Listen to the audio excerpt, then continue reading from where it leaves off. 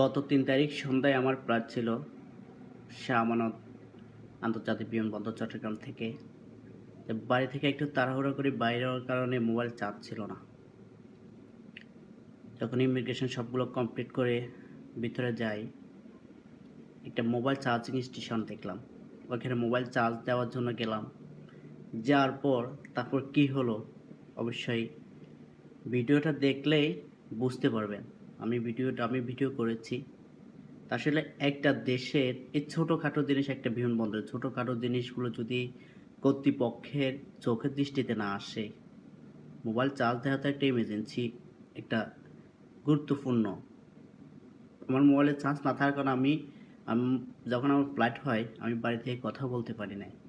আসলে এই ছোট, ছোট জিনিসগুলা এবং দায়িত্বের ঘাটতিগুলো যদি আমরা পূরণ না করি, তাহলে একটা দেশ কিভাবে আমরা উন্নয়নের দিকে চিন্তা করতে পারি?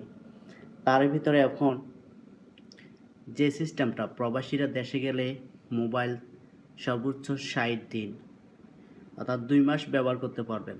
২ মাস পরে যদি মোবাইল ব্যবহার করতে হয় তাহলে রেজিস্ট্রেশন করা লাগবে। যদি প্রবাসীদের যদি আপনারা যদি রেসপেক্ট না করেন, আমাদের যদি সম্মানের জায়গা থেকে যদি আমাদেরকে আন্তরিকতা না দেখান, আমাদের উপর যদি জুলুম করেন, তাহলে প্রবাসীরা কখনো বরদাস্ত করবে না। হয়তো প্রবাসীরা এমনভাবে একতা হবে, তখন আপনাদের চোখে মুখে আর হদিস থাকবে না।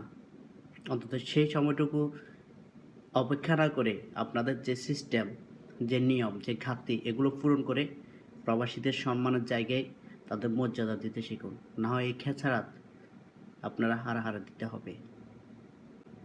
প্রবাসীরা বাংলাদেশকে ভালোবাসে, বাংলাদেশের সচ্ছল রাখার জন্য দেশে রেমিটেন্স পাঠায় এবং সব ক্ষেত্রে প্রবাসী আগ্রহ প্রকাশ করে।